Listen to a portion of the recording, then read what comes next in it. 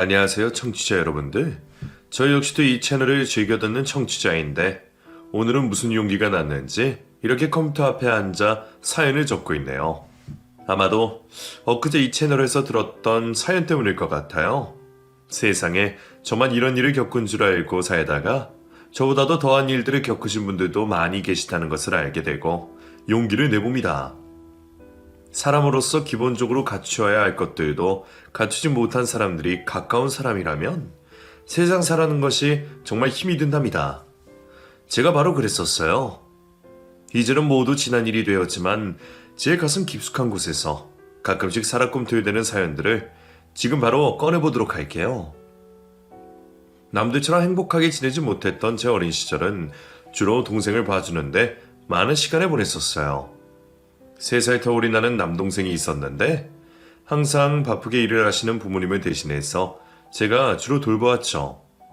제가 기억나는 것은 아빠는 몇 달에 한 번씩 집에 들어오시는 분이셨습니다. 배를 타는 일을 한다고만 엄마한테 들었었는데 몇 달 만에 만나는 아빠는 뭔가 조금씩 멀어지는 그런 느낌이었었어요.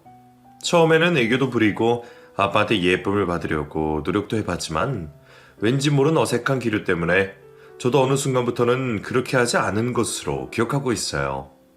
그리고 아빠 역시 딸인 저보다는 남자인 동생을 주로 많이 예뻐하시면서 항상 자신의 대를 이어줄 놈이라는 말을 하셨었어요.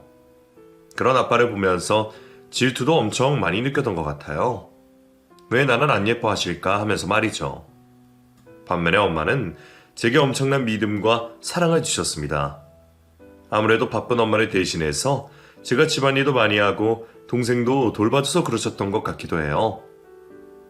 그렇게 몇 년의 시간을 보낸 후 아빠는 더 이상 몇 달에 한 번도 집에 들어오지 않으셨어요.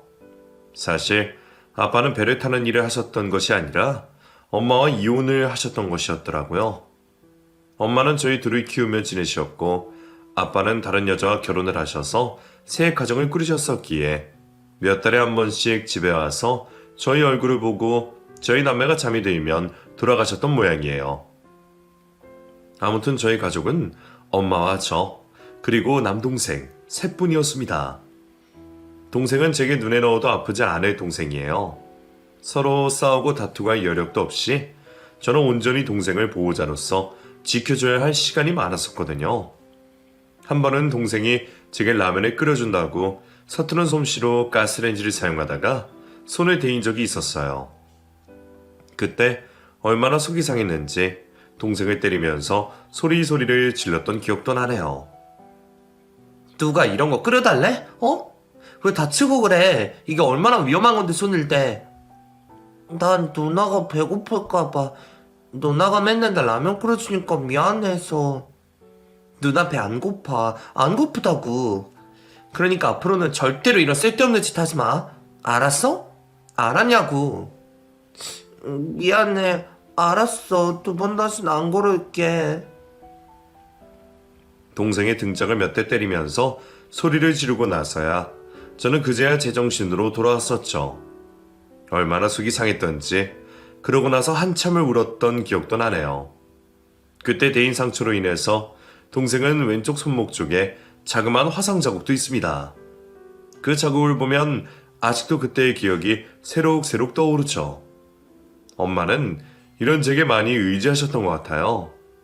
남편과는 이혼을 했고 혼자서 집안일도 해야 하고 돈도 벌어야 하셨기에 하루하루가 힘드신 상황이잖아요.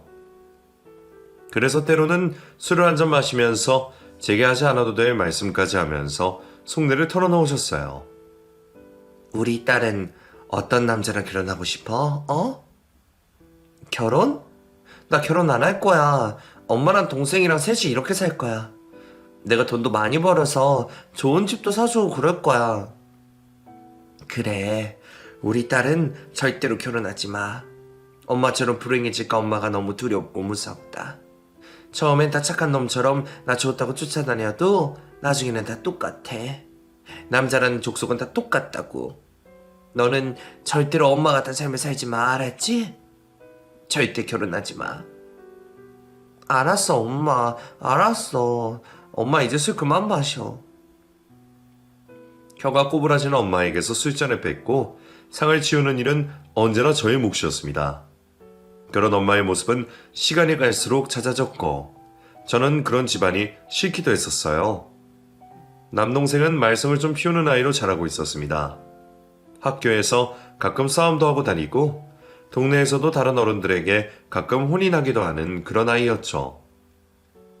중학생쯤 되고 나니 엄마 말씀도 잘 듣지 않고 대드는데 솔직히 그런 동생에게 많이 실망도 했었어요. 그래도 저한테만큼은 함부로 대하지 않았습니다. 제가 자신에게 어떻게 했는지 누구보다 잘 알고 있었으니까요. 저는 그런 동생에게 화도 내보고 타이르기도 해보았지만 당장은 바뀌지 않더군요. 하지만 시간이 약이라고 사춘기가 지나면서 점점 동생은 철이 들어갔습니다. 누나, 내가 미안해. 그동안 참 바보 같았지. 엄마한테도 너무 죄송하네. 그래 이놈아, 이제라도 알면 다행이다. 왜 그러는 거야 도대체? 왜 PC방 가서 과자 훔치고 학교에서 쌈박질하고 왜 그러고 살아? 엄마랑 누나가 도둑질이랑 싸움질하러 가르쳤니 몰라 나도. 내가 왜 그러고 살았는지. 그냥 우리 집 이혼가정이고 가난하다고 무시하니까 그런 못된 놈들한테 뭔가 하나 대단한 사람이라고 보여주고 싶었어. 에휴, 그건 대단한 게 아니라 바보 같은 짓이라고. 그래봐야 네 인생만 쪽나는 거야, 알았어?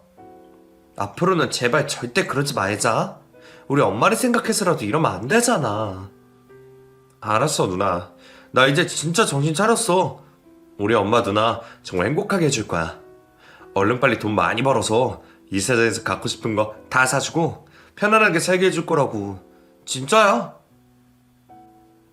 동생은 이렇게 조금씩 성장하고 있었습니다. 힘들게 사는 세상도 시간은 흘러가더군요.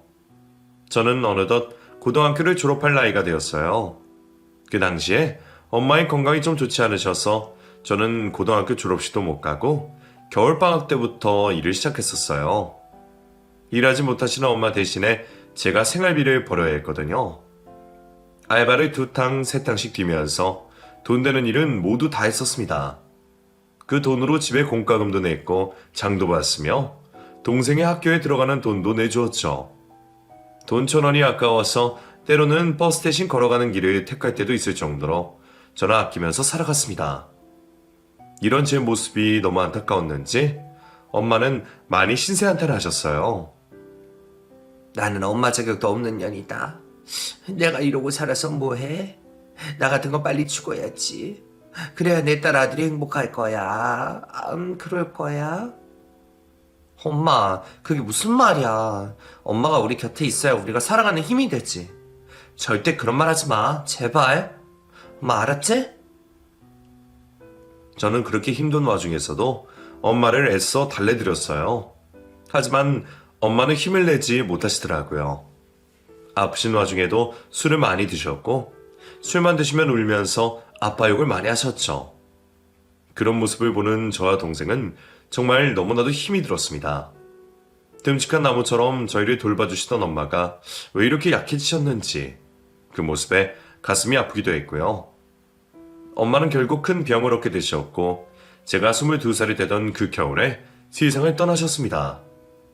그 당시에 동생은 고등학교 3학년이었고 제가 무슨 일이 있어도 대학을 보내려고 안간힘을 쓰고 있던 중이었어요. 그런데 엄마의 죽음이 너무나도 큰 충격으로 다가왔고 생각을 고쳐먹더군요. 누나, 나 대학 안 가. 바로 돈 벌 거야. 뭐라도 해서 미친듯이 돈 벌 거라고. 야, 안 돼.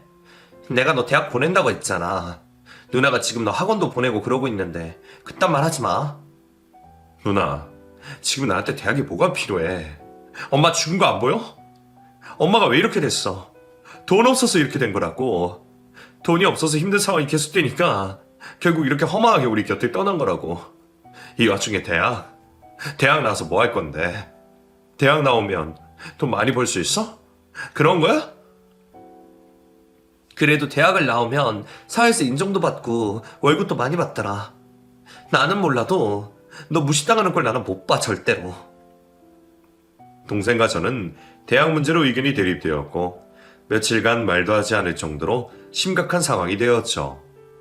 그리고 결국 동생은 다니던 학원도 그만두고 대학교 원서를 쓰지 않았습니다. 고등학교를 졸업하자마자 군대에 자원 입대를 해버렸고 그렇게 저와 당분간 헤어지게 되었어요. 처음에는 동생을 원망하기도 했지만 그래도 제 하나밖에 없는 가족이었어요. 아빠는 엄마 장례식 때 보았지만 2번 다시는 연락하고 싶지 않을 정도로 멀어진 느낌이었거든요. 엄마까지 없어지니 저희는 서로를 더욱더 의지할 수밖에 없었습니다.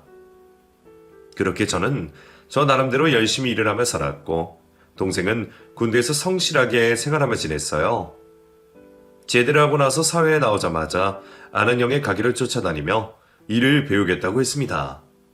평범하고 안정된 직장을 얻었으면 좋겠다 싶은 제 바람과는 다르게 동생은 매우 도전적인 일을 하려고 했었죠. 동생은 지방 멀리 떨어진 곳에 가서 일을 해야 했었기에 결국 저와 떨어져 살게 되었어요. 그때 저는 남편을 만났습니다.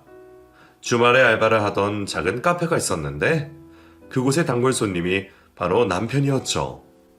제가 좀 일도 열심히 하고 싹싹하다는 소문을 많이 듣는 편이었거든요. 남편은 그런 제 모습을 오랫동안 지켜보더니 제게 관심이 있었던 모양이더라고요. 카페에 올 때마다 제게 이런저런 말을 하긴 했었는데 처음에는 제가 별로 관심이 없어서 그런지 별 생각도 안 하고 있었어요. 그런데 매번 같은 요일 비슷한 시간대에 오다 보니 저도 그 사람을 기억하게 되었죠. 오늘 날씨 정말 좋죠? 하늘 보셨어요? 아, 네? 아, 네네, 정말 좋네요. 아까 출근하면서 보니까 정말 예쁘더라고요. 근데 왜 주말만 오세요? 제가 그쪽 계실까 하고 주중에도 가끔 오는데 안 계시더라고요. 주중에는 다른 직장에 다니고 있고요. 주말만 알바하고 있어요. 저를 찾으셨어요? 그럼요, 찾았죠. 너무 성격도 좋으시고 웃는 얼굴이 사람을 기분 좋게 해주시거든요. 그래서 좀 더 자주 뵙고 싶어서. 아, 네. 감사합니다, 손님. 그럼 오늘은 몇 시에 끝나시는 거예요? 끝나고 시간 되시면 밥 한 끼 같이 먹고 싶어서요. 멀끔하게 생긴 손님이 제게 관심을 가져주는 것 같아서 처음엔 그저 너무 좋기만 했어요. 이성이 평소에 제게 적극적인 모습을 보여준 적은 거의 없었거든요. 제가 돈 벌고 생활하느라 이런 쪽에 관심조차 두지 못한 것도 사실이고요. 뭐에 홀렸는지 저는 그날 그 남자와 함께 밥을 먹게 되었습니다. 그 남자는 지방이었지만 꽤 좋은 대학을 나왔고 직장도 괜찮은 곳에 다니고 있더라고요. 제가 주말에 일했던 그 카페가 대학가 부근이었는데 그 대학 출신이라는 얘기를 들었어요. 고등학교만 간신히 졸업하고 사회에 나와 이 일 저 일하고 있던 저는 솔직히 자신감이 없었습니다. 특히나 학벌이나 토익 같은 얘기들은 저를 많이 위축되게 만들었었죠. 그 남자도 제게 어느 대학 출신이라고 물었었는데 맨날 이런 부분 때문에 위축된 제 자신이 싫어서 그날은 아주 당당하게 큰 소리로 말을 해버렸어요. 아, 저 고졸이에요. 고등학교 졸업하고 사회에 나와서 열심히 일하고 있죠. 대학이 꼭 인생의 전부는 아니니까요. 아, 그럼요. 꼭 전부는 아니죠. 오해는 마세요. 저는 그저 혹시 같은 학교 출신인가 해서 여쭤본 거니까요. 저도 가고 싶긴 했는데 집안 사정도 그랬고 동생도 돌봐야 했었기에 어쩔 수가 없었네요. 대학생활 재미있으셨어요? 궁금하긴 해요. 뭐 그렇죠. 그냥 맨날 놀러 다니고 술 마시고 연애하고 그러느라. 오히려 자신감 있는 제 모습이 보기 좋았는지 그 남자는 그 뒤로 더욱더 제게 호감을 드러내기 시작했어요. 연락처도 물었고 사는 곳까지 물어보면서 주중에 근무하는 직장 위치까지 묻더라고요. 웬일인지 저도 숨기고 싶지 않아서 모든 것을 다 말해주었더니 속이 다 후련해졌습니다. 그리고 기분이 좋았어요. 저도 누군가한테 이렇게 관심받을 수 있구나 하는 마음에서요. 어린 시절 아빠에게 사랑받고 싶어서 몸부림을 쳤는데 아빠가 별로 관심을 주지 않아 상처받았던 제 모습이 데자뷰가 되면서 이번에는 뭔가 다른 결말이 있을 것 같다는 희망도 느껴졌어요. 그리고 그 남자와 주기적으로 만나는 사이가 되었어요. 영화도 같이 보고 밥도 먹고 또 다른 카페에 가서 이런저런 얘기도 많이 했죠. 시간이 지나면서 저는 점점 더 그 사람에게 빠져만 갔습니다. 학벌도 직장도 거기에 외모도 괜찮은 남자가 제가 이렇게 잘해주는데 마다할 사람이 누가 있겠어요. 더군다나 자기 고집도 잘 부리지 않고 남자 특유의 그런 강인함 같은 것도 내세우지 않으니 저는 마음이 많이 기울었었죠. 그리고 시간이 조금 흘러 저희는 연인으로 발전했습니다. 저는 사랑에 빠지면 정말 모든 것을 다 내어줄 만큼 헌신적인 사람인 것을 느끼는 시간이었던 것 같아요. 그 남자를 위해서 정말 최선의 노력을 다했거든요. 그 남자가 조금 아프다고 하면 새벽부터 일어나 죽을 만들어서 그 남자의 집 앞에 가져다 주고 출근을 하고 주말이 되면 알바를 하면서 샌드위치, 김밥 등을 만들어서 가져가곤 했어요. 혹시나 저를 기다리는 그 남자가 배가 고플까 봐서요. 저의 이런 헌신적인 사랑에 그 남자도 감동했고 저희는 점점 더 깊은 관계로 발전해 나갔습니다. 그런데 조금 한 가지 걸리는 부분이 있었어요. 남친은 겉으로 보여주는 것과 돈에 굉장히 많이 집착을 하는 것 같더라고요. 돈을 벌려면 다른 사람들보다 멋지게 옷을 입고 멋진 차를 타고 다녀야 한다면서 무리해서 외제차를 사려고 하질 않나. 카드값도 밀려있는 상태로 백화점에 가서 명품 옷을 사려고 하질 않나 하면서 말이죠. 그런 것에 너무 치중을 하다 보니까 카드값이 밀려있는 상태로 매월 받는 월급을 고스란히 카드값에 내고도 모자를 판국이었어요. 저는 그런 것을 절제하지 못하는 남친을 위해 특단의 조치를 내렸습니다. 자기 월급 받는 거 내가 관리해줄게. 카드도 내놔.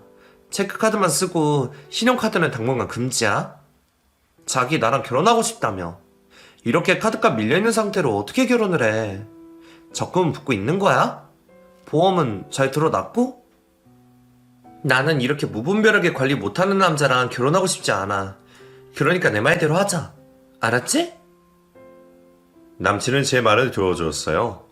그래서 저는 일단 남친이 밀려있는 카드값을 제 돈으로 갚아주고 남친의 월급 관리를 하기 시작했죠. 남친도 처음에는 잘 따라주어서 이대로 가면서 결혼하면 괜찮겠다는 생각을 했죠. 그런데 그때 제 남동생이 제게 애인이 있다는 것을 알고 어떤 사람이냐고 물으며 보고 싶어 하더라고요. 저는 바로 남친을 소개시켜 주었죠. 세상 하나뿐인 제 가족이라면서요. 그런데 동생은 제 남친을 별로 마음에 들어하지 않았습니다. 줏대도 없는 것 같고 너무 곱게만 자라서 사회에 대해서 적응을 좀 못할 것 같은 스타일이라고 하면서요. 누나, 남자는 남자가 말 정확해. 나이도 꽤나 먹어서는 뭔가 사람이 맹해 보이고 연약해 보이잖아. 저런 남자들 사회에서 적응 못하고 금방 쉽게 일 그만두고 그런다니까. 내가 일하는 곳에서도 그런 사람 꽤 많이 봤다고. 나중에 여자들 등골이 다 빼먹을 스타일이야. 겉만 화려해가지고. 야, 무슨 말을 그렇게 해. 우리 결혼 약속한 사이야. 네가 아직 잘 몰라서 그러는 거라고. 두고 봐. 내가 그런 부족한 부분도 잘 변화시킬 거니까. 마음에 들어하지 않는 남동생을 설득했고 얼마 후 저희는 결혼을 하기로 마음먹었습니다. 남친은 한때는 잘 살았었는데 아버지의 사업 실패로 집안 가재가 기울어졌고 아버지는 돌아가신 상태고 엄마와 누나 한 명이 있었어요. 그런데 집안 사정에 비해서 누나와 엄마는 엄청 화려하시더군요. 남친이 왜 그렇게 명품이나 겉으로 보여지는 것에 집착하는지 짐작이 갈 정도였습니다. 신발장에 있는 신발부터 입고 있는 옷, 귀걸이까지 모두 명품이 아닌 것이 없더라고요. 그러면서 제가 왜 이렇게 여자가 꾸미지도 않고 다니냐고 타박까지 하는 예비 신우를 보며 조금 한심하다는 생각까지도 들었습니다. 이런 집안에서 자랐으니 당연히 남친도 그런 삶을 살아갈 수밖에요. 남친의 누나와 어머니 모두 저를 썩 마음에 내게 하진 않으셨지만 그렇다고 남친의 뜻을 꺾지도 못했어요. 그래서 그냥 저희는 조촐하게 결혼식을 올리고 정식으로 부부가 되었습니다. 부부가 된 이후에는 모든 경제권을 제가 갖기 시작했고 저는 돈 한 푼 쓰지 않고 정말 열심히 모았어요. 저축도 들고 얼른 돈을 모아서 괜찮은 집으로 이사도 가고 싶었죠. 남친이 혼자 살던 원룸을 빼고 저도 모아둔 돈을 합쳐 마련한 신혼집은 너무나 초라했었거든요. 하지만 이런 제 마음을 아는지 모르는지 남편은 결혼한 지 1년도 되지 않아 회사를 그만둬 버렸습니다. 자신은 이런 사람들과 같이 일을 할 수가 없다면서 자신을 개돼지 취급을 한다고 하더군요. 정말 답답했어요. 매번 징징대면서 힘들다고 하는 것도 한두 번이지 퇴근하고 힘들어 있는 제게 그만둔다며 짜증내고 졸라대는데 저도 결국에는 이 말이 듣기 싫어 그만두라고 해버렸죠. 그 후로 남편은 알바를 전전했습니다. 그러면서 제가 예전에 일하던 카페에서 일을 한다고 하더라고요. 제대로 된 직장에 취업을 할 생각은 안 하고 저러는 모습이 남동생이 예전에 했던 말을 떠오르게 하기도 했어요. 그러는 사이 저희 부부에게 아이가 생겼고 이어서 연년생으로 또 아이가 생겼죠. 딸 둘 맘이 된 저는 직장 생활을 하기가 너무 힘이 들더군요. 아이들을 하루 종일 어린이집에 맡기는 것도 너무 안쓰럽고 그렇다고 신우나 시모가 도움을 주는 것도 아니었으니까요. 그 당시 신우는 갑자기 저희 집에 짐을 싸들고 와서 눌러 살게 되었었는데 대낮 12시까지 퍼질러 자다가 4, 5시가 되면 나가서 새벽에 술에 취해 들어오고 있었거든요. 너무 답답해서 미쳐버릴 것 같았어요. 또 더욱 저를 힘들게 했던 건 시모였었는데요.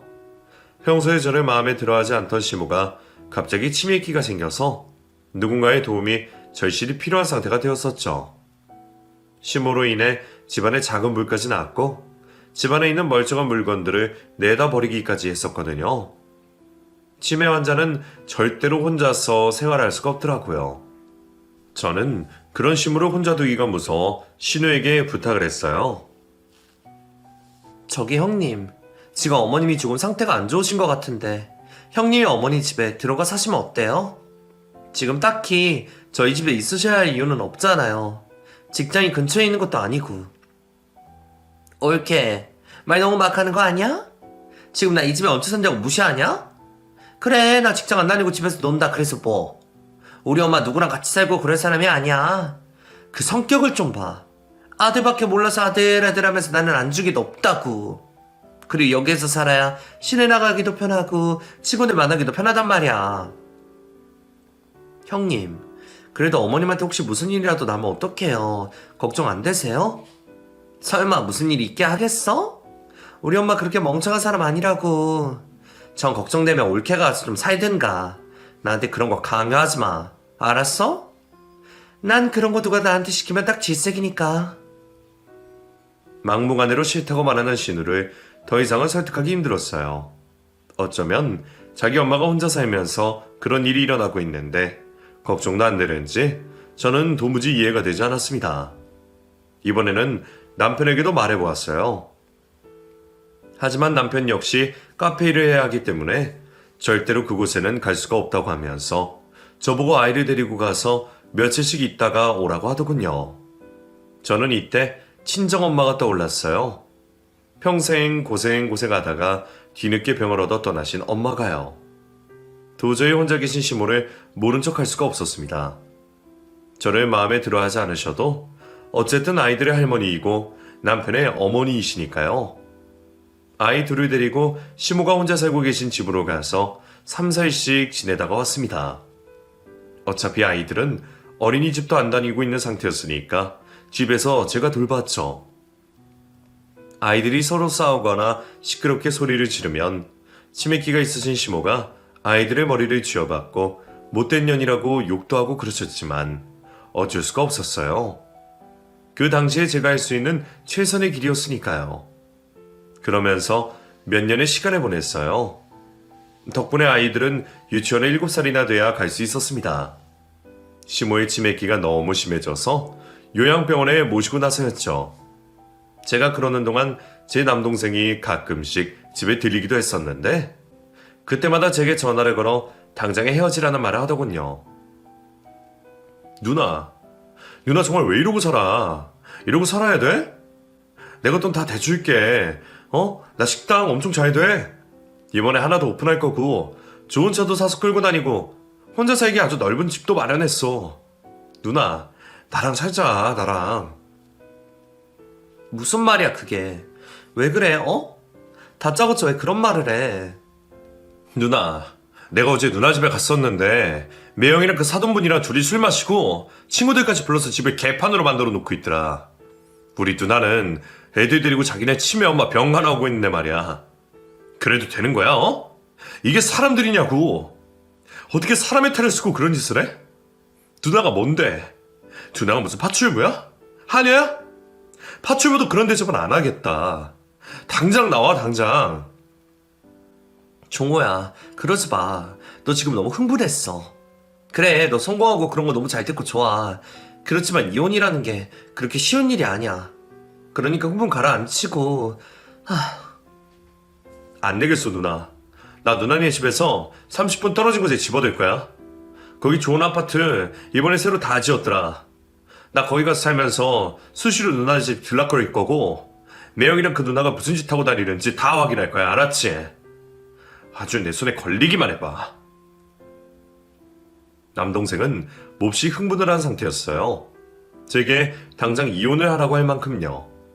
평생 자기 때문에 고생한 누나가 이번에는 또 시집까지 가서 고생을 한다고 자기가 지켜본다고 했어요.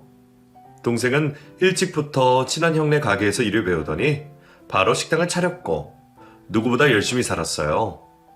그래서 이른 나이에 많은 돈을 벌게 되었고 이번에 또 다른 가게도 오픈을 한다고 하더라고요. 그래서 동생은 남편 모르게 제 통장으로 돈도 보내주고 예쁜 귀걸이나 화장품 그리고 명품 백도 사주기도 했었어요. 시모 병간호라 하느라 그런 선물을 받고도 한 번도 해보지도 못하고 장롱 속에 고이 모셔두기만 했지만요. 그렇게 시모가 요양원에 간 후에는 모든 것이 안정화가 되어가는 줄 알았어요. 아이들도 유치원에 다니기 시작했고 남편도 카페에서 일을 하고 있었고요. 그리고 저도 직장으로 복귀를 앞두고 있었죠. 남동생은 정말로 저희 집 근거리에 있는 아파트로 이사를 와서 수시로 맛있는 걸 사서 집에 놀러오며 분위기를 살폈고 덕분에 남편과 신우도 조금은 눈치를 보는 듯 해보였습니다. 이대로만 지내면 될 것 같다고 생각을 하던 어느 날 청천벽력 같은 일이 벌어지고 말았어요. 남동생이 교통상해를 당한 것이에요. 새벽 늦게 가게를 마감하고 술을 한 잔 먹어서 차를 두고 집에 오는 길에 음주운전 차량을 부딪혀버린 거예요. 큰 사고로 쓰러져 의식을 잃게 되었고 새벽에 전화를 받은 저는 급하게 응급실로 뛰어갔습니다. 저 멀리서 남동생이 보였는데 온통 피투성이로 되어 있어서 얼마나 크게 사고가 났는지 직감할 수 있었어요. 엄마도 잃고 오로지 동생 하나 남았는데 이번에는 절대로 동생을 떠나보낼 수 없다는 마음에 엄청나게 울었던 것 같아요. 동생이 수술을 받으러 수술실로 들어갔을 때에는 수술실 앞에서 무릎을 꿇고 돌아가신 엄마에게 기도까지 할 정도였습니다. 엄마 안 돼. 종호는 아직 안 돼. 엄마 데려가지 마, 하늘에서 보고 있지? 종호 꼭 지켜줘, 엄마. 엄마가 지켜줄 거지. 그렇지? 제발. 하지만 동생은 수술을 마치고 나서도 의식이 돌아오지 않았습니다. 며칠 동안 중환자실에서 의식이 돌아오기만을 간절히 기다리고 있었죠. 그때 남편이란 놈은 제게 이런 말을 하더군요. 저기 종우는 좀 어때? 괜찮아? 아직 의식 안 돌아온 거지? 뭐 그렇지. 당신은 처남이 그렇게 됐는데 어떻게 병원 한 번 안 오냐, 걱정도 안 돼? 걱정이 왜 안 돼? 엄청 걱정되지. 근데 중환자실이 면회 시간도 정해져 있고 그 시간에 내가 맞추기도 힘들고. 그래서 말이야, 종호 차 있잖아, 그 벤츠. 자동차라는 게 오랫동안 시동 꺼놓으면 안 되는 거 알지? 그래서 내가 좀 관리해줄까 하는데. 뭐? 그게 무슨 말이야? 당신이 차에 대해서 뭘 알겠어. 아무튼 처남 타던 벤츠는 내가 찜했다. 다 처남을 위해서 관리해주려고 그러는 거니까 그런 줄이나 알아. 혹시나 처남 친구들이나 누가 와서 차 얘기하면 절대로 안 된다고나 해. 알았지? 그리고 나랑 누나가 종훈의 식당 그것도 문 열어서 앞으로 관리 좀 해주려고 생각하고 있어. 이 정도면 멋진 매형 아니야? 뭐? 이 상황에서 그게 할 말이냐? 찜이라니. 그리고 식당 문제나 이런 거는 아직 말도 꺼내지 마. 지금 사람 목숨이 먼저지. 그런 게 다 무슨 소용이야. 아무튼 뭐 그런 줄 알아. 남편은 제게 말도 안 되는 황당한 말을 하더군요. 하지만 저는 그때 너무 정신도 없고 경황이 없어서 그냥 넘겨버렸어요. 쓸데없는 남편의 말에 신경 쓰기도 싫었거든요. 아이들도 챙겨야 했고 동생이 깨어나기만을 간절하게 바랬었으니까요. 그렇게 며칠을 지내는 동안 남편은 정말 저 몰래 제 동생의 차를 훔쳐 탔더군요. 동생은 항상 식당 앞에 차를 세워두기 때문에 차 문을 안 잠그는 버릇이 있었는데 그때도 차 문을 열어뒀던 모양이에요. 차 키는 차 안에 두었었고요. 아이들과 시장에 가면서 휙 지나가는 흰색 고급 벤츠 차량이 동생의 차 번호랑 똑같아서 이상하다고 생각하긴 했었는데 그 안에 정말 제 남편이 타고 있었던 모양이더라고요. 그렇게 일주일쯤 지나고 동생은 기적적으로 깨어났습니다. 병원에서 연락이 와서 급히 달려가 보니 동생의 의식을 되찾고 안정을 찾아가고 있더라고요. 저도 알아보고 눈도 맞추고 눈물을 흘리는 것을 보니 정말 의식을 찾은 게 분명했어요.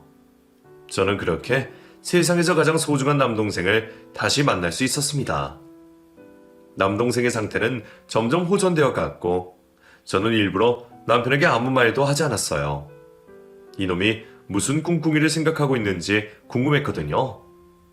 여전히 제 남동생이 의식을 못 찾고 있다고 생각하고 있던 남편은 주말에 일이 있다며 아침 일찍부터 열심히 일몰을 만지고 외출을 하더군요.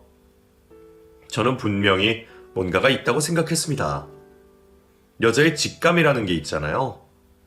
그리고 남동생은 며칠 후 말도 잘할 수 있게 되면서 자신의 친한 형에게 식당과 차를 좀 봐달라는 부탁을 했고 동생의 차가 그 자리에 없다는 것까지 알게 되었어요. 혹시나 해서 찾아본 저희 동네 골목 끝에 남동생의 흰색 벤츠가 주차되어 있었고 그 차 내비게이션과 블랙박스에서 남편이 상간녀를 태우고 이곳저곳을 돌아다닌 것을 확인하게 되었습니다. 그 사실을 알게 된 남동생은 제게 다 이야기를 했고 지인을 통해 아는 변호사까지 소개받은 상태이더군요. 누나 봤지? 내가 뭘 했어? 이놈 이런 놈이야. 이런 쓰레기라고. 누나가 이런 쓰레기나 사는 꼴 더 이상은 못 봐. 그러니까 얼른 당장에 그만둬. 그만두자. 내가 도와줄게. 매형이란 그 쓰레기는 그동안 월급은 따박따박 갖다 준 거야? 누나, 거짓말에 생각하지 마. 더 이상 두둔하지도 말라고. 종호야, 흥분하지 마. 너 건강에도 안 좋아, 어? 그러니까 제발 흥분하지 말라고. 알았어. 나 이혼할게. 이혼한다고. 그동안 그 인간 카페 알바하면서 딱 돈 100만 원 주더라. 아이 둘 키우면서 살아가는데 나머지는 시어머니 병원비도 해야 한다고. 그냥 그래서 내가 적금 들어놓은 거 깨면서 생활했어. 아끼고 아끼면서. 바보같이 그냥 그러고 살았어. 누나, 하늘에 계신 엄마도 분명히 이혼하라고 하셨을 거야. 고생만 뒤지게 한 누나 이렇게 살고 하고 싶진 않아. 내가 시키는 대로만 해. 누나랑 애들 내가 책임질 거니까. 나 돈 많아. 돈 많이 벌었어.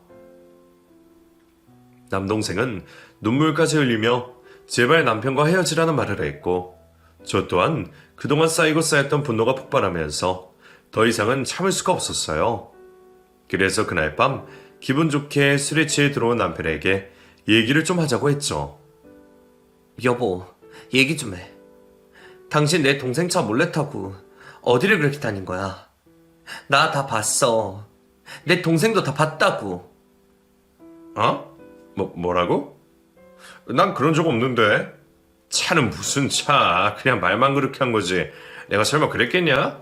저놈은 사경을 헤매고 있는데? 종호, 더 이상 사경 헤매지 않아. 깨어났고 상태도 호전돼서 곧 퇴원해. 이미 차에 있는 블랙박스랑 다 찾아보고 말하는 거야. 우리 이혼해. 당신 같은 놈이랑 더 이상 사는 내가 너무 바보 같다. 당장 이혼해. 아니 무슨 이혼이야. 이혼은 내 사전에 이혼은 없어. 당신은 왜 그래?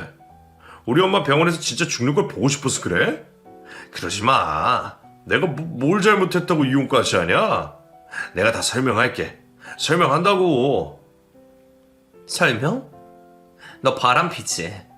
카페에서 알바하면서 만난 여자랑 아주 알콩달콩 잘도 쏘다녔던데 거기 다니면서 뭔 짓거리라고 다녔냐? 됐다. 설명할 필요도 없고 이미 증거도 다 있으니까 끝내자. 이대로 끝내. 끝내기 뭘 끝낸단 말이야.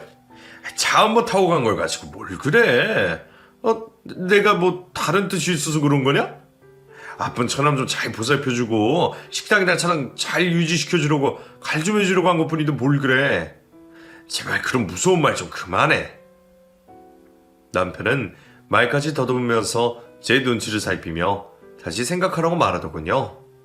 하지만 저는 이미 참을 만큼 참았고 더 이상 이해를 해줄 마음은 전혀 없었습니다. 시모가 아파도 쉬누고 남편이고 다 나몰라라 할 때 제가 가서 돌봐드리고 병원에 입원까지 시켜드렸는데 남편이란 작자는 뒤에서 딴짓을 하고 있는데 누가 좋아하겠어요? 그뿐만 아니라 결혼하고 얼마 되지 않아 회사까지 그만두고 알바를 했는데 최소한의 생활비도 주지 않고 자기 멋대로 쓰고 돌아다닌 남편을 더 이상은 용서하고 싶지 않았습니다. 남편으로서의 자격뿐만 아니라 아이 둘의 아빠로서도 자격이 없는 인간이거든요. 애초에 남동생의 말이 딱 맞았어요. 사회성 떨어지고 무능력한 것 같다고 했는데 진짜 남편은 그런 사람이었던 것을 그때는 왜 몰랐을까요? 남편에게 매몰차게 말을 하고 짐을 싸고 있으니 남편뿐만 아니라 신우까지 합세해 제 마음을 돌이키려고 하더군요. 신우는 외출했다가 들어왔는데 제가 그동안 아끼느라 메고 다니지도 못한 저의 명품백과 귀걸이를 하고 오더니만 저와 남편이 하는 대화를 듣고 끼어들었어요. 옳게. 저기 생각 좀 다시 해보자. 우리가 무슨 죄야? 뭘 그렇게 잘못했니? 그저 다 가족이랑 열심히 살아보려고 그런 거잖아. 내 동생도 많이 반성하고 있고 또 애가 착해서 거절을 못해서 여자 좀 잘 태어나 본데 절대 그런 애 아니야. 그거 옳게도 잘 알잖아. 그저 우리는 옳게 동생이 사고로 쓰러졌으니까 식당이나 차량 관리를 해주려고 그런 거라고. 절대 오해하지 마. 절대로 그러지 마. 참, 나 기가 막혀서 말이 안 나오네요. 지금 그 가방이나 귀걸이 제 거 아니에요? 어디 주인 허락도 없이 이렇게 막 가지고 다녀요. 그거 엄연히 도둑이에요, 도둑.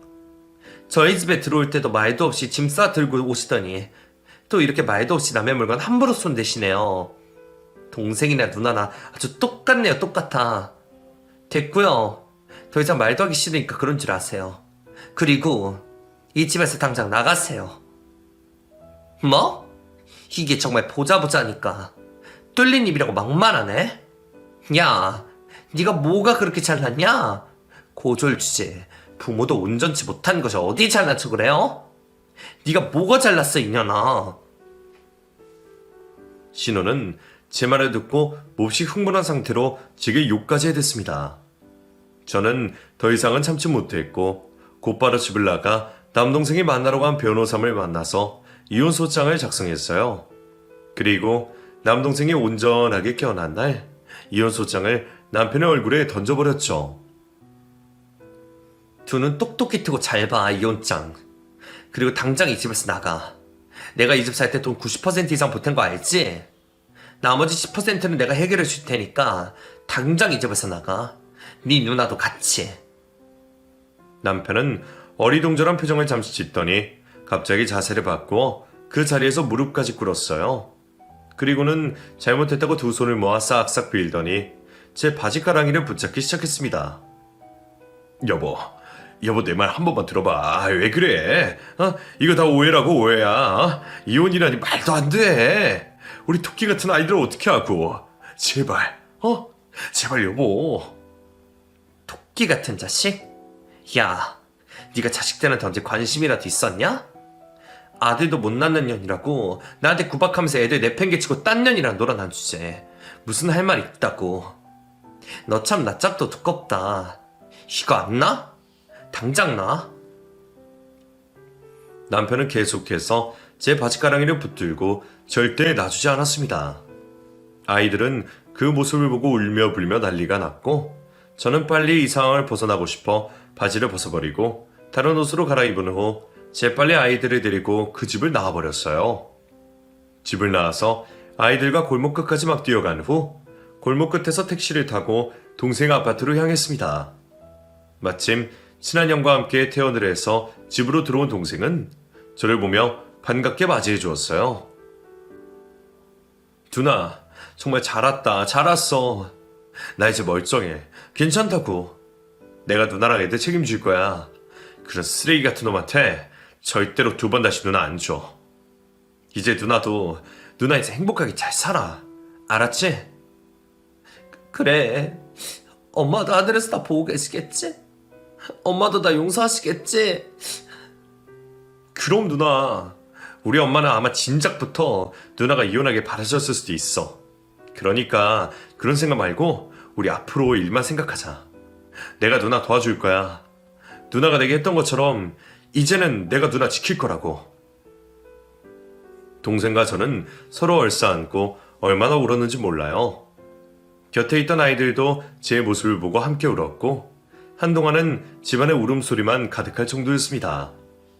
한참 시간이 지나고 어느 정도 정신을 차리고 보니 아이들이 밥도 먹지 못했더라고요. 부랴부랴 밥을 지어서 햄과 계란 후라이를 튀겨서 아이들에게 밥을 주었습니다.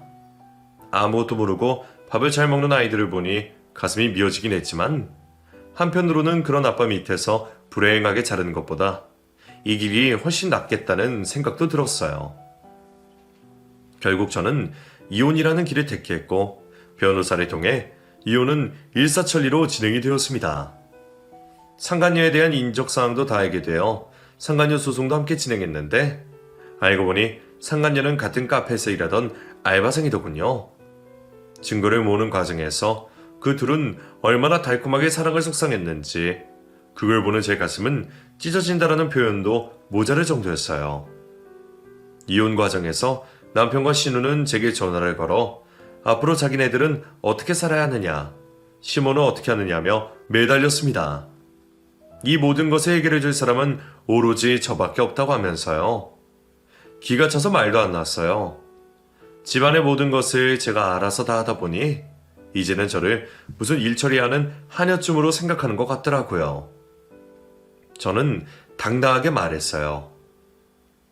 그렇게 달콤하게 사랑을 속삭이던 그년이랑 알아서 잘해봐라. 왜 나한테 얘기하냐? 앞으로 모든 생활에는 니네 엄마랑 모두 다 알아서 잘해봐. 나한테 왜 얘기해? 애들 양육비나 똑바로 주고 위자료나 똑바로 내놔. 너랑 그년이랑 같이 나한테 줘야 할 돈도 있으니까 소장 잘 확인하고. 그리고 쓸데없는 이런 얘기 하려면 다시는 나한테 전화하지 말고. 그 후로 오는 남편과 신우의 전화는 모조리 받지 않았어요. 문자로 쌍욕도 하고 그러던데 일절 신경 쓰지도 않았습니다. 저는 남동생의 아파트에서 살며 아이들을 학교에 보내고 재미나게 살고 있어요. 회사도 다시 복직했고 주말에는 아이들과 함께 할 수 있는 배드민턴도 배우고 있어요. 제 아이들한테만큼은 제가 느꼈던 아빠의 부재를 느끼지 못하게 하려고 꽤 많이 노력하고 있고 그 곁에서 항상 남동생이 많은 도움을 주고 있답니다. 덕분에 아이들은 삼촌을 거의 아빠처럼 따르면서 좋아해요. 이혼이라는 건 한 사람을 인생에서 떼어내는 일이라 많이 힘들기도 하지만 그래도 새로운 출발을 할 수 있는 출발점이기도 한 것 같아요. 시간이 지나보니 불행한 가정을 어떻게든 유지하려고 애쓰는 것보다 앞으로 더 많이 남은 미래를 위해 결정을 하는 것도 나쁘지 않을 것이라는 생각이 드네요. 불행한 가정을 위해 애쓰고 계신 많은 청취자 여러분들께 오늘은 이 말씀을 드리면서 끝을 맺고 싶네요. 이 세상에서 가장 중요한 건 나 자신이고 이혼한다고 죽지 않아요. 새로운 길이 또 열린답니다. 오히려 더 좋은 길이 될 수도 있으니 두려워하지 마세요. 그럼 이상으로 제 사연을 마치겠습니다. 끝까지 들어주셔서 감사드려요.